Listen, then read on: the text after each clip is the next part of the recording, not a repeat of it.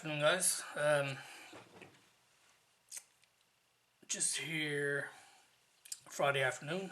I only worked half a day today, so said I'd put in a little bit of time at the bench. Going to do it Charlie Mack style today and enjoy some of this Belgian moon.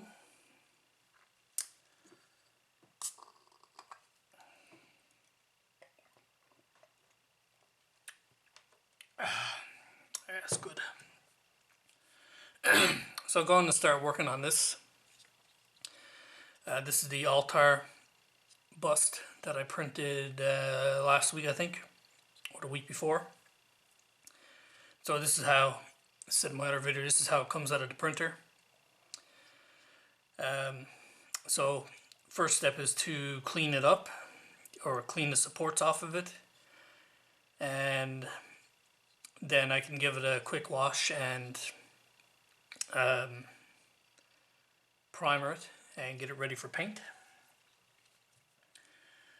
So to go with the figure painting as well, not just figure painting, but anytime you're using acrylic paints and stuff, you know, they can dry out pretty quickly when you're trying to brush paint with them. So I got myself one of these wet palettes. These are very easy. You can make this yourself using parchment paper and stuff if you wanted to, but for the price of this, I think it was $24 or something like that. I just went ahead and bought one that comes with it comes with 2 sponges, and it comes with these hydro sheets. You can see right there, 2 hydro foams and 50 hydro sheets. So these hold the water. So basically you can put your paint in this and it'll stay moist the whole time you're using it. It won't dry out. And then as well, if you have mixes and stuff like that on here, when you close this up, apparently you can keep it for days and the paint will not dry up. You can just pop it open and start painting again. So like I said, for 20 bucks, I said I'd go ahead and pick one of those up. So we get started first, I guess, with just clipping these supports off and try not to break anything. As I mentioned in one of my other videos, this resin is, you can hear when you cut it, it's very, very brittle. So you have to be a bit careful. You don't want to break any of the detail off the model itself. You can see it falling apart. It's like I said, I'm gonna try a different resin the next time I buy some, which is pretty soon, because I only bought one bottle when I first bought the printer.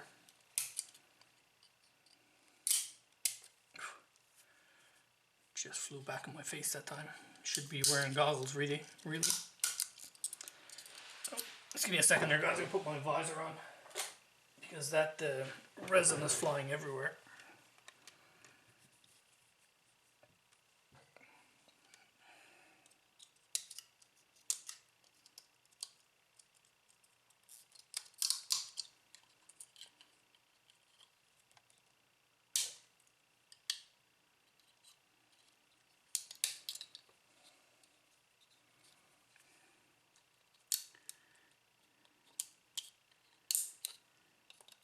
So the main way I've been doing these supports on these prints, for the most part, I've been essentially letting the computer figure out where best to place them. Every now and again I will look at it and place an extra one, or sometimes I might even remove one. Boy, that resin is just flying everywhere. Another piece hit me in the face. So yeah, so most of the ones that you see here, most of these supports you see here are the ones that the computer placed itself.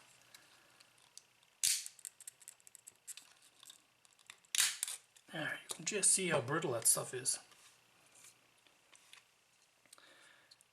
So this is kind of what it looks like once you get most of them off. This has a, you can see there, this has basically a wood, like a wooden base almost. So there's still some trimming to do here, but I'll do that with a knife. So just let me go back and clean this up a bit more, and I'll be right back. Okay guys, so I got most of the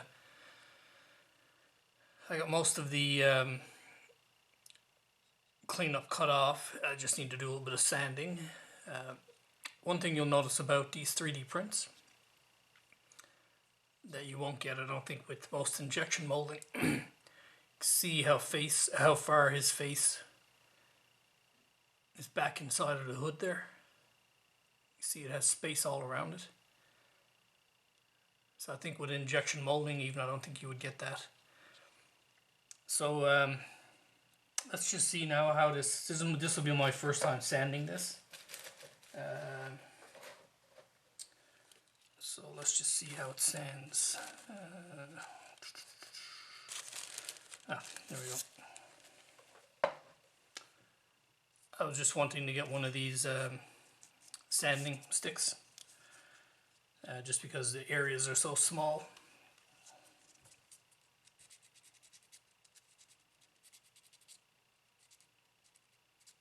Actually sands pretty good. Yeah, it sounds actually quite nice.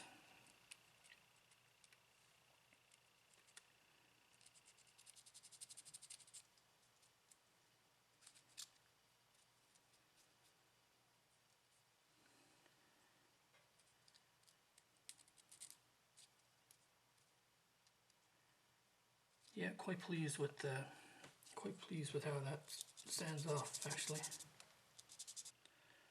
Okay. So now what I'm going to do is I'm going to score along the edges of this wood base and get that cleaned up a bit. And once that's done, I'll be right back. So basically, just to show you what I'm going to do, basically I'm just going to use the back edge of this knife. This is actually a pretty dull knife. I don't want to use a really sharp one. And I'll just score along the edge like that a few times, and then I'll break it away. So yeah, I'll be right back when I have that cleared up a bit there. Okay guys, so I've got it the base trimmed up. A little tiny bit of sanding to do. Also broke a small piece off, but I can just glue that back on and then primer it. I will say it again, I can't believe how brittle this resin is. It's literally just like working with glass. It breaks the same way and everything as glass does. So if you're new to this like me, it's a good idea to wear safety glasses, and it's also a very good idea to wear a mask, because, just let me zoom in here, maybe you can see.